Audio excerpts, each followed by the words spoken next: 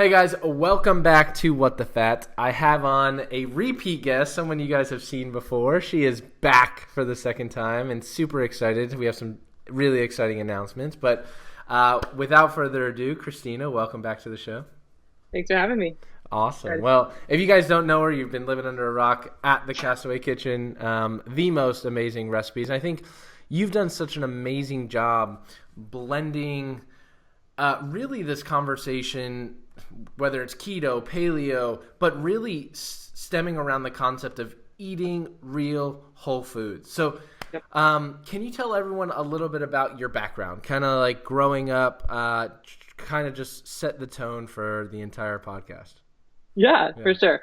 So I am really, really passionate about real food first. You know, macros are great and they get you help you get your goals. But for me, wellness, true health, and I'm someone that I suffer from autoimmune issues and chronic health issues. And I put everything into remission with diet alone, which is pretty a big feat when you think of how many people medicate and the different medications that I myself was on for so many years. So my family, we're Cuban, we're from Miami. I'm born and raised in Miami. So I love the South Florida girl for life. And my mom owns a restaurant, and so my dad's a butcher. And so food was always this big part of life for me. But I definitely didn't have the healthiest relationship with food. I mean, in general, I had a lot of binge eating patterns, binge drinking patterns, just unhealthy coping mechanisms. And so I got really sick and it was always just why me? Why do I have chronic infections? Why do I have this inflammatory skin condition? Why? And we didn't really know. I mean, 80s baby, our parents didn't know this stuff. Right. So it wasn't until I was about to turn 30 that I started connecting the dots. I mean, and I've been living with the skin condition I suffer from, which is, I would say, my biggest why. It was the first reason why I started to change my diet, because I was just in a lot of pain, and we were living in Hawaii, and I had a baby, and I was miserable. So Hidradenitis Suppurativa, it's an inflammatory skin condition, but it started to spread, and but I lived with it for 18 years, 18 years, and not a doctor mentioned food. I mean, they were you have to lose weight, you should get on antibiotics, use more antibacterial soap, things like that, which more shaming than helpful. But yeah, and it was a blog post on Rob Wolf's website by Tara Grant, and this woman who has what I have, who put it into remission through diet. She's talking about nightshades, and she's talking about, leaky gut. And I'm like, what? Yeah, hold on. Wow. I was so that was my rabbit hole that I went through and never came out of.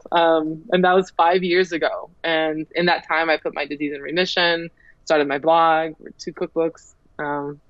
It's incredible. It starts with food, but whoa, the change ripples, echoes. Right. I love that. Hippocrates knew it a long time ago when he said, let food be thy medicine. I think that's so powerful. And, one of the things I want to ask you, because I don't think I asked you this the first time, did you take a lot of antibiotics throughout your entire time? Oh, yes. I mean, I was textbook. Yeah. Wow. Do you think that kind of worsened or kind of made it a little bit more difficult for you because of how much that kind of really destroyed your gut microbiome to some degree?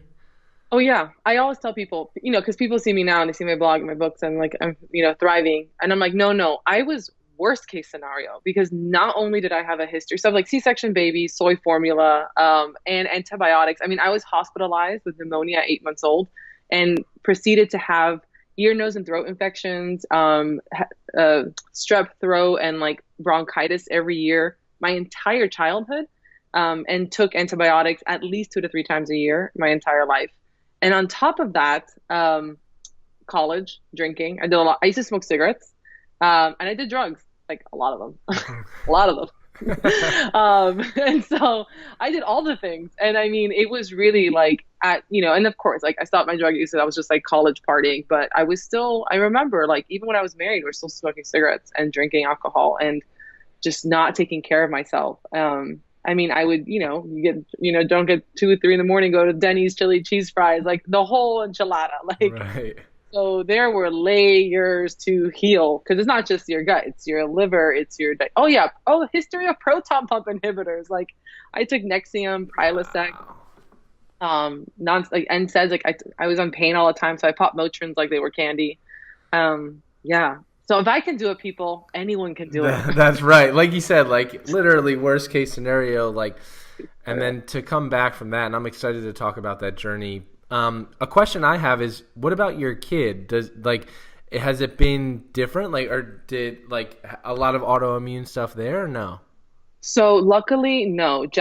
So my son will be turned 7 years old in April, Amazing. and he has never been on antibiotics. That's awesome. And it's not because I'm like that crazy mom who like doesn't do what the doctor tells me. It's because he's never been prescribed antibiotics. Like his MD he's never had an infection, which is incredible. And so, but we did things a little differently. So my sister, who she lives in Tampa actually, so she the older one, not the but and there's two of them, but she had home birth. So she had her daughter, her first daughter, and she got a midwife and did a home birth and breastfed and did all these things that kind of like our parents didn't do. And so I kind of followed in her footsteps, and it was incredible how being a mom and doing it holistically really opened our eyes to the power of like Mother Nature and like do things naturally and trust in the things that are in place, what humans have been doing for so long. Right. So yeah, I breastfed my son for 2 years. So he never had formula. He never even had cow milk, honestly, until he was fully grown. And I hadn't started this whole thing until he was 2. So there were a few things that like, and I talked to the Vegas about this, we did like the organic puffs or the little, squeezy pouches. So there were some shifts to make with Jack, as he got older, but yeah, he eats like, I would say 90% paleo, and he's the tallest in his class in a gifted program, and he's, knock on wood, never been sick. Amazing.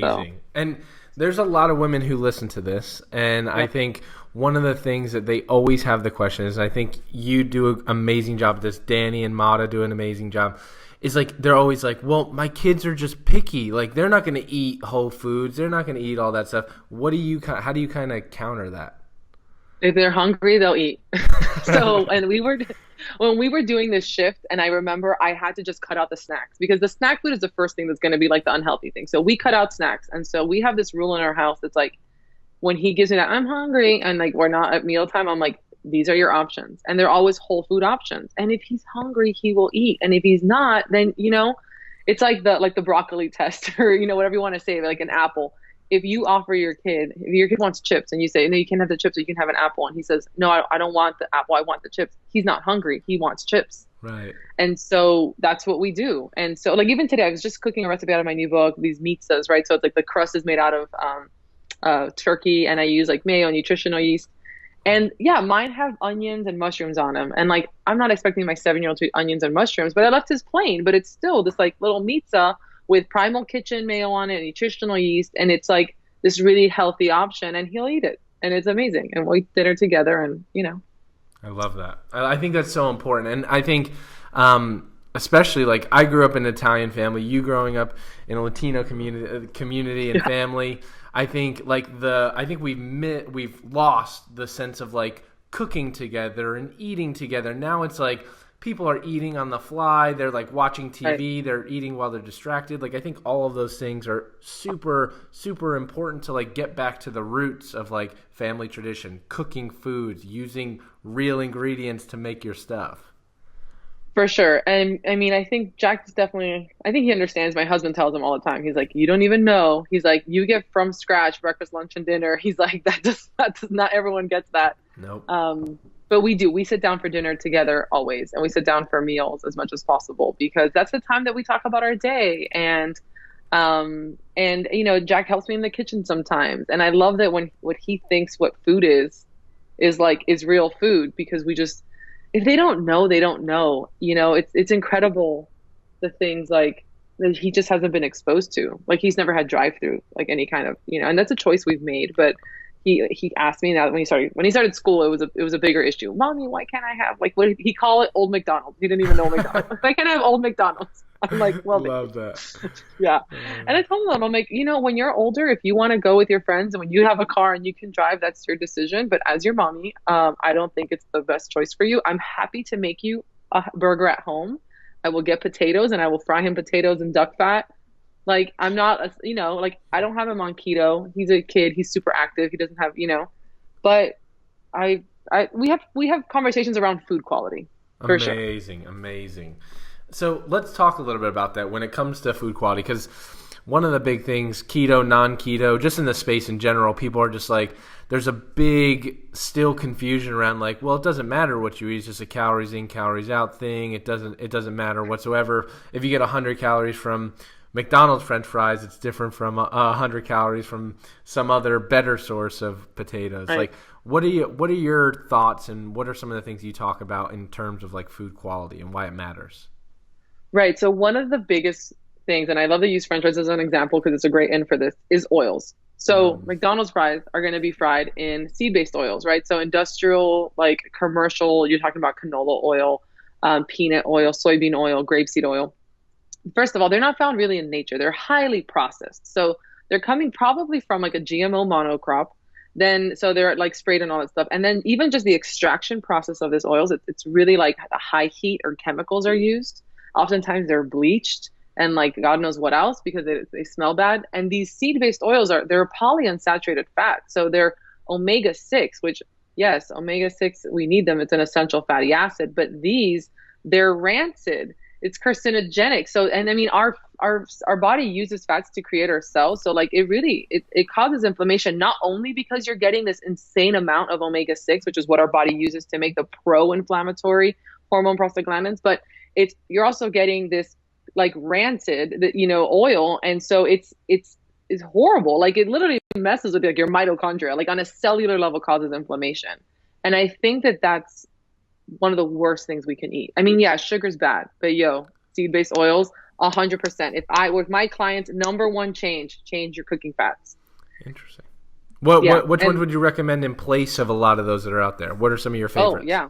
So saturated fats are fantastic. And people, this is a crazy thing. Like you go to the grocery store, high heat canola oil, high heat for frying. No, it's like polyunsaturated fats are not heat stable. Right. They're not heat stable, right? So like think, like of the raw hemp hearts or chia seeds or salmon and walnuts or, fatty fish, like these things aren't meant to be like high heat. So, oh my God, it blows my mind because people get the smoke point. Forget smoke point. What you want to cook with is fats that are found in nature. So animal fats. So saturated fats are actually fantastic for high heat cooking.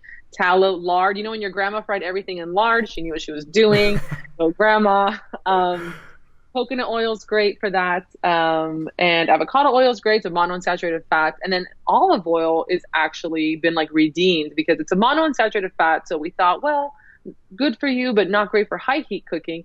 But what they found is that it's so high in polyphenols that the antioxidant count is so high that it's actually a protective. It like even protects your food from oxidation. So now I'm like olive oil, everything. Right. These like Mediterranean people know what's up. Crazy because when you think about it, the oils that we've been cooking with for centuries that like different communities and civilizations have been using forever, they stand the test of time. Duh. Like, just stick with that. Right. Yeah. I love that. And I love that example. And I think the omega-6 makes complete sense. And there's so many people who still, I think it's starting to become more recognized. Like I know you talk a lot in your book about like even just dressings, like the Primal Kitchen dressings, like every single dressing that's out there other than them, I think of use a canola oil based versus they use avocado, right? Right. Yeah. And you're putting it on your, and I mean, at least in dressing, it's cold, right? So, I mean, not that I think canola oil should be a no-go at any time. However, if we want to really get be, whatever, open-minded about it, because, a cold application for those fats, maybe. If it's like a non-GMO, organic, cold expeller pressed, like a cold pressed.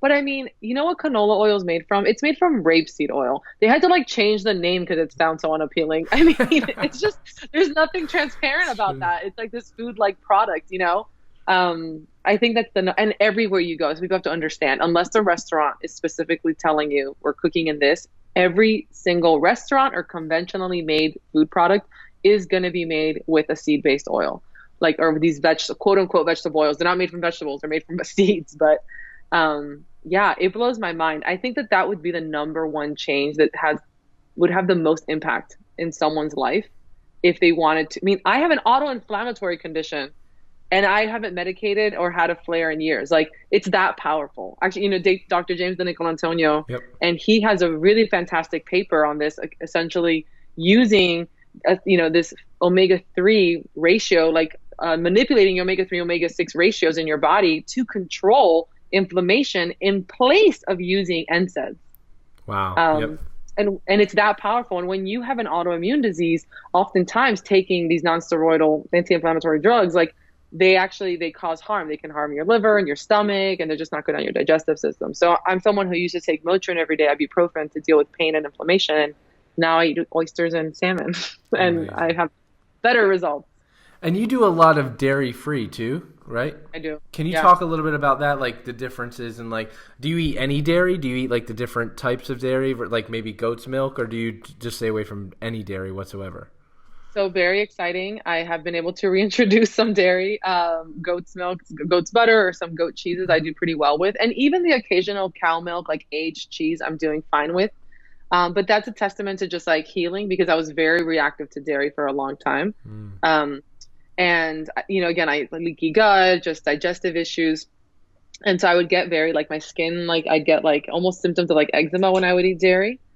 And a lot of people are finding that dairy can be very inflammatory to them. So if you're not, people tend to react to the casein or the lactose in dairy usually. So I always say you can omit it for a while and then add it back in later once it's cleared your system. And people realize there's a tolerance factor, where that's me. I have a tolerance factor with dairy. I can eat a little bit here, a little bit there. I can't eat it every day. So I do cook dairy free because I like people to find their baseline with my recipes. And luckily I cook, like, not to toot my own horn, but my recipe stays really good. You don't really miss the ingredients that aren't there. I have a lot of good substitutions. Like today, my pizzas, like you wouldn't believe it, but I use mayo and nutritional yeast, and I kid you not, it looks like cheese. I love it. Yeah. And what are your, like, I know you talk a lot about like organic versus non-organic stuff as well. Kind of why do you favor organic, and kind of what have you seen from a health standpoint that's done? Right. So I think that wellness obviously should be for everybody. And when I say food quality, do the best that you can. There's like the dirty dozen, or just eat in season. And that's always a really good way. Some small farms, if you're shopping at the farmer's market, talk to your farmer, because they might not be certified organic, but they might be farming that way. However, there's so much, like, the food industry in this country isn't created to help us. They're not there. They're not on our side, guys. And we have to be aware of that. They're there for profit. So I think that if you had to choose anything organic, I would say the most important, like vegetables, like strawberries, some lettuces, things like that. Stay away from genetically modified produce. And then when it comes to protein, do your best. If you can't afford organic protein or grass-fed, just get leaner cuts, because animals store their toxins in their fat just like we do. And try and maybe change it up a little bit, like maybe more seafood and things like that. But I noticed a difference in my health when I went from, strictly grass-fed beef to when I was doing a little bit of both. Because we were in Hawaii. I mean, food is so crazy expensive in Hawaii. When I was doing my first autoimmune protocol, I was shopping at the military commissary and like trying to do the best that I could. But I remember reacting to a pork shoulder that I bought, and I called my dad and I was talking to him about it. And he's a butcher, and he's like, they inject some of these things with like a solution to plump them up so they weigh more. And what if this? He's like, the solution can have like a starch in it. I'm like, oh my God, you can have potato starch, and I can't eat potatoes. And so it's just, I find that when you can find sources that you really trust, stick with it. Right. Right. Keep it simple. Grass-fed ground beef is always going to be the cheapest. So the only kind of grass-fed ground beef is grass-fed. That's what you get. Like Whole Foods used to have it for sale at $5 a pound, and I would buy it in like bulk. And like that's like the only meat I ate for like a year. But hey, it was better than nothing, right? Right. And I think that's important. I think you hit the nail on the head, because so many people, and the thing is, and I think a lot of people always go, oh, cost is the prohibiting factor. And yeah, you got to do the best with what you have. Maybe you sacrifice in some areas and make better choice in the other area. But at the end of the day, I think the important thing to understand is like your health is a cost as well. So like for you, it's been instrumental in your healing, getting you off a lot of these medications and things, and improving the overall quality of your life.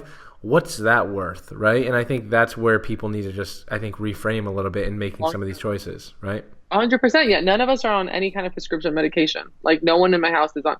And that's 100% a cost we're saving. And we eat out less. and Right. maybe you'll go, you skip Friday happy hour and like spend that on groceries. Like you can find the money. I mean, I know people who moved from a bigger house to a smaller house or like an apartment just to be able to afford better quality food or give up cable, and just stream like things Right. like that, Right. It's small choices, and I think it can make a huge impact. Right. I wanna switch gears and talk about something you call the ancestral template, and Yeah. why this matters, and really what it can help with. Can you tell us a little bit about that? Yeah. So, I mean, paleo's been around forever, but I think, it even got boiled down to some like specific rules that don't necessarily apply. So I Right. just like zooming out a little bit and going. So I majored in anthropology. That was what I got my bachelor's in at FIU. So I love it. People are talking about like, oh, species appropriate diet, what humans are eating. I'm like, listen, like that's what I majored in. I know. But yeah, so I think when we keep it really simple, what I love about the ancestral template is that it really gives us flexibility because it's really about metabolic flexibility, which I love because our ancestors ate a lot of large game. That's another thing. It does make a good argument for like we ate animals, people. Like that's why our brains develop like the like the fat in animals that we consumed is why we develop such large brains. So a lot of seafood, a lot of large game, a lot of root vegetables and fruit, honey, and then nuts, seeds, and greens in smaller concentrations. But I love that because when you think about, oh, like, so we were eating fruit and honey and like root vegetables and then like a bunch of meat. And you're like, well, that doesn't look like how much how we eat today. And I get it, right? I'm not saying like just go meat and potatoes on me, but because that's the thing, our ancestors also, they ate what was available to them. So maybe they weren't eating the meat with the root vegetables. It was like, oh, they hunted and then another day they foraged. Right. And so in nature, you don't see those things. You don't see a high fat and a high carb food. It doesn't exist in nature. Like think of something that comes from the earth that's high fat and high carb. Right. It Doesn't. doesn't exist. So you have one or the other. And think about fuel sources and how that's what are like those are the foods that called the attention to our ancestors because it was all about survival, right? And then when you understand that, you understand the notion of hyperpalatable foods because we are programmed to seek out the fat and to seek out the glucose, the sugary foods like the which back then was ripe fruit. It wasn't like a donut, Right. but because we were like, wow, this is going to give us energy. Like that was kind of like, what was the main importance to us.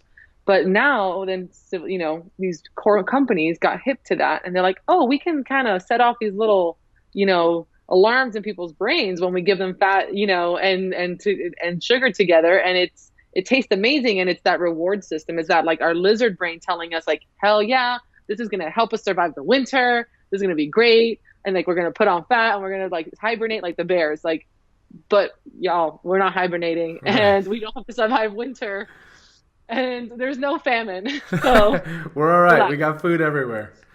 Right. But that's why I call it a template because I don't think it should be like hard and fast rules, but I think we can learn a lot if we look at it from just like this perspective. Just sit back and be like, oh, like ebb and flow of things, like some, and I'm a fan of carb cycling.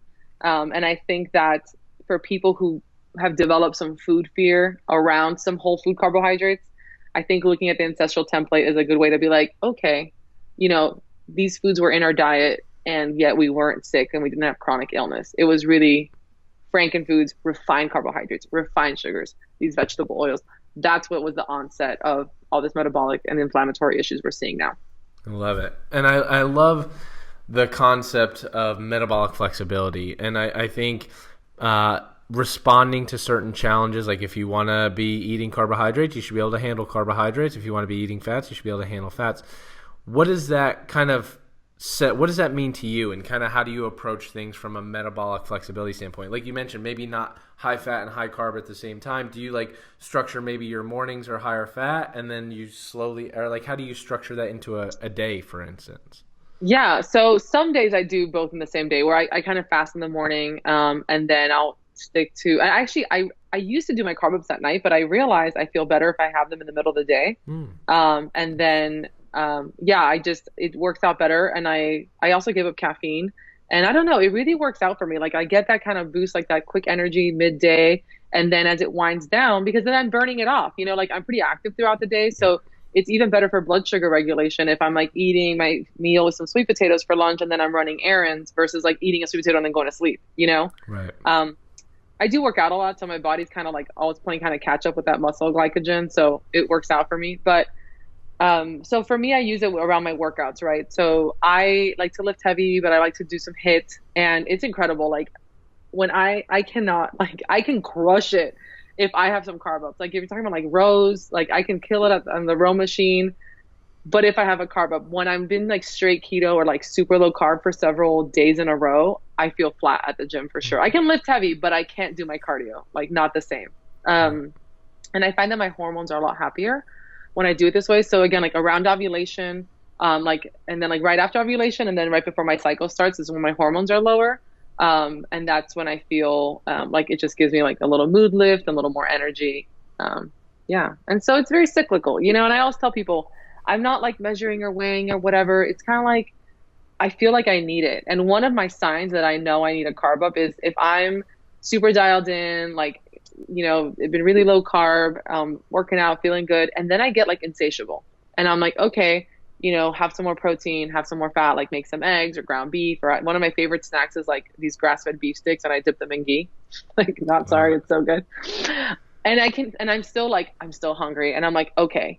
And then I eat like 50 grams of carbs with a meal. And then I'm like super full. And I often automatically fast the next day. It just happens organically. Yeah, it's this pattern I've noticed in my life. And I think it's because it happens a lot. Like leptin levels can get almost too low sometimes. And I think that that's what happens. And so having that carb up brings them back to a healthy level. And then I'm like not famished anymore. Amazing. And you touched on something that I think is super important because a lot of times just people often forget the benefits of movement. And I know you've always been a huge advocate of like, not only do you like to incorporate in movement, like you lift. And I think that's amazing. Yeah. How important do you see that? And what do you kind of tell people of like, what's the steps to just getting started? Because some people are so afraid to even like touch a weight. They're like, I don't even know what to do. I'm overwhelmed. What do you tell people? So one, I think a lot of people who've never done it, they're like, it's an ego thing, or they're embarrassed, or they're just shy. And I get it. Like, I remember, you know, being like in my 20s and like going to like the gym and being like, oh my God, I'm so awkward. And you're like embarrassed, right? But I noticed like when you're on the outside looking in, it might feel like, look at these people and they know what they're doing. Like, first of all, no one is looking at you. So just know that people are so nice and they're not judgy and everyone's just there doing their own thing. Two, it's a beautiful era of information. Like you can go online and get a good workout program. Rachel, well, now she's not killing the keto anymore, but she has these phenomenal workout programs for women. And I mean, with videos and everything. So you can go online, purchase a workout program from a coach who's going to show you the form, tell you what to do, the days to do it. Start there. I mean, that's how I started. And I was living on a Marine Corps base in Hawaii. So talk about intimidating. I'm working out with Marines. I'm like, oh my God, like these guys are crazy. Right. But I go in there with my headphones on. I was just like, you know, blinders and just focus on my thing and, you know, just start. You have to do something. And if you don't feel comfortable there, start doing something else. Like find what you love. Like I did Zumba. Actually, so I did Zumba and then I made friends with my Zumba instructor and she used to be a bodybuilder. And then she came back from maternity, like from having a baby and was like, I'm going to start lifting again. You want me to teach you? And I was like, yeah. And so in her garage, she like, taught me the basics. Like she taught me how to deadlift and back squat. And just with that, like that'll change your life. Like if you can learn how to like pull a good deadlift, life changing. That's true. And I don't mean, you know, keep it simple. You don't have to do anything crazy. It doesn't have to be like acrobatic. I don't clean. I didn't do CrossFit. I do deadlifts. I do back squats. And then I do obviously like biceps, so, you know, like other stuff like the machines or dumbbells. But when it comes to really heavy stuff, deadlifts and back squats. All you need. I love it. And that's a perfect segue into something, a new exciting announcement that you have, and that is your new book, Made Whole, Made Simple. And I think I want to dive into this because a lot of it comes down to that, like, sometimes people make things too complex. And like you said, like, hey, just with exercising, it's just starting with the basics, getting back to like the core of movement. You've done an amazing job in all of your books and even on your blog, doing an amazing job of just like, how do we make this simple? Like, don't try and make it complex. Don't try and go, oh, you need 18,000 ingredients to make this cool pizza pie thing. No, let's make it simple. So can we talk a little bit about your premise around this Made Whole, Made Simple concept? Yeah. So Made Whole is my first book, and then Made Whole, Made Simple is healing made simple, because that's what made whole means, right? And Right. so I wanted it to be like just no questions asked. Like anyone can open this book and say, I have all these ingredients, I can make this right now. So they're one pot, sheet pan, pressure cooker, slow cooker, because it's the actionable stuff. There's so many of us in this space, and we're creating content and we're helping people. But as you know, like, how is the application of all this nutrition information and science? Y'all, it's happening in the kitchen. Yep. It's in the food you eat, and like, yes, you can buy the bars or you can buy some of the snacks, and there's great products out there. Hallelujah. It's been incredible. But at the end of the day, you need to get your butt in the kitchen and prepare yourself some food. That's going to be the basic. Like, if you want to change your life through a diet, you have to get cooking, but it doesn't have to be hard. It doesn't have to be delicious, because now you're not going to want to stick to it. So that's, simple can still be really tasty. And that's what I wanted with this book. I wanted anyone, day one rookie, to open it and say, I can do this. I can make this. I love it. And But I think you hit the nail on the head, because I think so many people are afraid of, if I'm going to eat quote unquote healthy, it's going to taste like crap, right? People are always like, immediately they're like, oh, how many salads can you put in your book? It's like, no, that's not what this is. Like, there's a million amazing recipes. Can you just give us one of your favorite, like, what's one of your favorite recipes, just so people can like salivate while they're listening to this and be like, oh my God, this makes sense. This is ridiculous. Yes. So the one that I love telling people about, because it's a game changer. I have these crispy chicken chips, and no, they're not made from chicken skin. They're like pita chips. So they're like hard, crunchy, like little triangle chips. They're like that you can dip, but they're made from ground chicken. So it's a pure protein snack. And what I love about that is that I have in the book a guac recipe, obviously, but I also have a roasted cauliflower hummus. Oh, so let's say you make some hummus and it's made out of cauliflower, and then you make some chips and they're made out of chicken, and then you eat them as a snack, and you just had vegetables and protein, but you felt like you were eating. And the thing is that, this hyper palatable snacks, right? That's something that we're, it's a substitution for. However, you're not going to overeat on protein. Like, your body's going to be like, I'm done. And I know, because I make them all the time. I got my whole family hooked on these chicken chips. And you're just making a dough with the ground chicken, and it's about like flattening them out in the sheet pan, and you just cut it up, and it's really incredible how, like, yeah, that's one of my favorites, because I feel like that one really fills that need for that crunchy. It's hard to get a low carb snack. Oh yeah. That's crunchy and it's not dairy or pork. So yeah, I love that. I love that. And so what's a quick tip that you can tell people if they're like just getting started and they're like, all right, I want to dive into this. I want to get started with the made whole, made simple. I want to do this for my family. Is it like going through your cabinets and like getting rid of all the junk? What are some of the staples that they should have in their kitchen? What are some of those tips? So I notice a lot of people, when they come from standard American diet, the hardest thing is they don't know how to frame, like, they don't know how to build a plate without grains or bread. It's like there's this big gaping hole. It's like, well, I got the meat and the vegetables, and so now what's the rest? And I'm like, no, like, really, vegetables are going to be like your, like, you have to remember, you're substituting grains with also vegetables, essentially. People, but I love that there's like cauliflower rice is like, the MVP. Like, for real, they're like, cauliflower can be anything, but have variety. So don't be scared to get different things. And when you go to create a meal, pull out a few vegetables, not just one. Like, because you can fill up on broccoli and meat, but you have to eat a lot of broccoli or a lot of meat, And another thing, which I think a lot of people in the keto space might shy away from, is protein. So I'm definitely like team protein. And I'm like, no, it's really not going to become chocolate cake. Like, you're fine. Because it's such an on-demand process. You know what I'm saying? Like, it's so hard. Like, if you're eating 20, 30, 40 grams of carbs a day, your body's not going to start breaking down protein for glucose. So for me, when I build my plate, I start with protein first, because it's what's going to make me, like, it's the high satiety factor, it's filling, it's delicious. And then around then I add some colorful vegetables and stuff like that. But yeah, clean out your pantries, because if there's Doritos in the pantry or popcorn, the biggest thing is when you walk into the kitchen and you're already hungry and there isn't anything ready.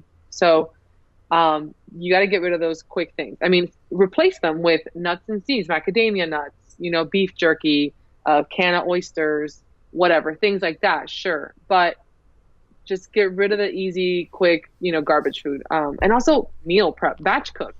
And I actually have a section in the book that gives you 5 different meal prep plans. So because all the recipes are sheet pan, one pot, pressure cooker, slow cooker, it walks you through like put the one in the slow cooker first, then the one in the pressure cooker, put one in the oven, and then you do the one in the skillet last. And by the time you're done cooking, you've just made 5 recipes. Right. But they're all made in a different vehicle in your kitchen. And so you just, meal prep for the day in like 2 hours. And when you have leftovers and like stuff ready to go, it's a game changer. Like prepare because being hungry, like, and you know how it is, and you're first starting out and you're like, you walk into that kitchen and you're just famished and you're like, it's all ingredients and nothing's ready to go. Yeah. Right.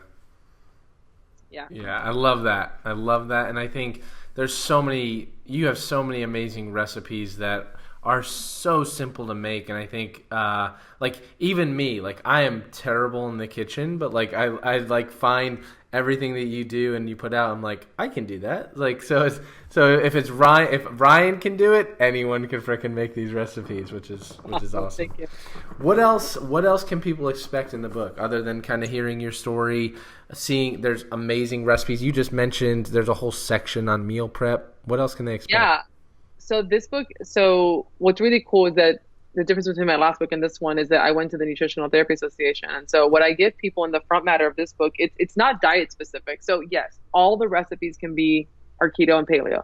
However, you heard me talk about this a lot. I'm like, if we could just get rid of diet labels, I'd be really happy because I think everyone would be happier. Yep. So I break down, there's a foundational approach to health laid out in the book.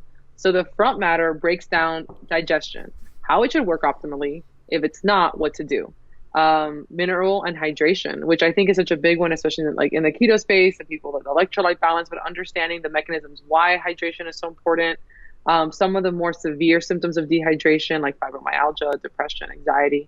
Food sources of electrolytes. So I have a lot of sections which are called like the pharmacy, which have like therapeutic nutrients.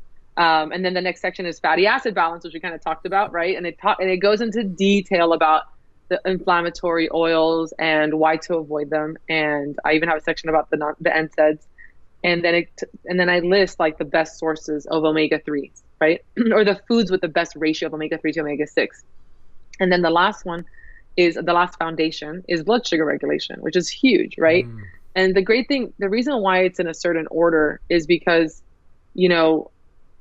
digestion, everything that we put in our body, it goes through our digestive system. Like literally we are made up of the food we eat. And so people don't realize like the simple things, like, are you drinking too much liquid with your meals? Are you sitting down to eat and you're still like, are you sympathetic dominant? Like you have to be in a parasympathetic state for digestion to work. If you have a history of proton pump inhibitors, there's a good chance that you don't have sufficient stomach acid. So you're eating foods and you're getting bloated or you're burping all the time and you're reacting to things like, these are not optimal. So I really want people to be connecting the dots between these everyday symptoms. And even if they're like not as crazy as an autoimmune disease, it could be mild, like a postnasal drip or like just like really bad gas after you eat. But like you had a bunch of Brussels sprouts, all right. But it shouldn't be every time, It shouldn't be every meal. So people have to understand that this is your body telling you something is up. And then blood sugar regulation walks you through how it works optimally, all the players in in blood sugar regulation, and then when dysfunction occurs, and then how to optimize blood sugar regulation, and also foods that help optimize blood sugar regulation. And I talk about the ancestral template and then hormones. So hormone health is a big one. So I talk about the endocrine system and how it should function optimally and like all the different glands and like what they do. And then every gland in the endocrine system has a mineral that it really likes that it uses more than most. And so I list those as well. So, you can support your, like a prostate really likes zinc, things like that. And so, and then food-based sources of these minerals. And so you can support your endocrine system with the pharmacy. And then again, another section on autoimmune stuff. And so how the immune system works, how that inflammation kind of comes from your autoimmune disease, from your autoimmune system, like right, it's your defense mechanism. Right. I call it the this is not me reaction. Because every second of every day, your immune system is saying, this is me, this is not me, this is me, this is not me. But when you're having this chronic inflammation and these reactions constantly, that's your body being like, this isn't me, freaking out. And then I go into food to support your immune system, and then I give you a bunch of food to do it. Amazing. And especially with everything going on right now with coronavirus and everything, immune function is utterly important always, Yeah, but especially always. right now. Zinc people. Yeah, I mean, I just came from the West Coast. I was just in LA. I was traveling, and I Oof. go on book tour. So I'll be 5 cities next month. But yeah, I mean, my immune system is solid. Wash my hands, taking, a few extra supplements to support that immune system. But, I agree. I think that if you're healthy and your body's capable of, fighting stuff off, like, yeah, just do soap. Wash your Amazing. hands. Yeah, wash your hands, people, and Wash your and hands. and make some damn Whole Foods. I love it. Exactly. And eat I real love food. it. Love it. So, where can people find this? Where is it? Where will it be available? Barnes and Noble, Barnes Amazon. and Noble, Amazon. It's on like Target, all the online stuff, like Target Online, Barnes and Noble, Wordery, all of those. But yeah, everyone gets everything on Amazon. So that's where it is. And then it'll be in bookstores March 10th. And I'll be on tour. I'm going to Chicago, Denver, San Diego, Austin, and doing one in Virginia as well. And then later this summer, I'm gonna do things in Tampa, which Oh, we'll talk. Because I was talking to Maida too, and I was like, we should have a Tampa party. We'll have an event. love it. 'Cause I'll be there all summer, so we'll do something. But yeah, so really exciting. March 10th, it's available everywhere. And I'm super stoked because this isn't just a book for people who eat keto. Like, this is the kind of book you can give to anyone, and they're going to be like, even my brother-in-law was in the Coast Guard, he was just visiting, and he was here and eating all my food. And, he was like, we were lifting and stuff, and he's a beast. I mean, he was like pulling like 465 and stuff. But he had this shoulder thing, and after he left, he's like, he took a book and he called me and he's like, I was reading on the airplane. He's like, I'm gonna change the fats, and he just poloed me and he's like, look, I bought butter and we got rid of all our vegetable oils. He's like, I feel great. He's like, my shoulder doesn't hurt. He's like, I feel stronger. He's like, he's not going full paleo or keto, but just making these baby steps, they're gonna 100%. it's gonna impact people's lives, and that's what I want to do. It's amazing. The first person I know exactly, as soon as it comes out, I'm getting it from my aunt. She has MS, and like, she's of course gonna be stubborn when trying to listen to me, but like, she is someone who absolutely, like, making some of these changes, changing her oils, changing, like, these small steps, like you said, it's a long game. It's a long impact of understanding. It's the small changes we make in our daily lives that ultimately affect our health. Amen. Yep. Amazing. And where can people find you? Social media, website? Where can they find out about the book tour if they're in one of those cities? Yeah, so the castawaykitchen.com is my website, and on there, like, there's a link, there's a page for my books, and on there, that's all the book tour, and I have swag bags for everyone, which is really cool, like little real salts, Love it. and yeah, I have collagen and olive oil for everybody. And so that's all on my website, and also on Instagram. So I'm at the Castaway Kitchen all over social media. I'm everywhere: YouTube, Instagram, Facebook. And on my highlights on my Instagram page, I also save all this info as well. Amazing. Well, thank you so much for everything that you do. I think it's so important, the message you're putting out, in that whole foods, real foods, getting back in the kitchen and making it simple is something that can apply to everyone and anyone. So appreciate you guys coming on. Guys, make sure you go check out the Castaway Kitchen, Christina, and her new book, Made Whole, Made Simple. It's going to be available March 10th. So find it. It's on Amazon and Barnes & Noble if you want to go in store and check it out. So appreciate you guys tuning in. Love you guys, and we'll talk to you soon. Bye.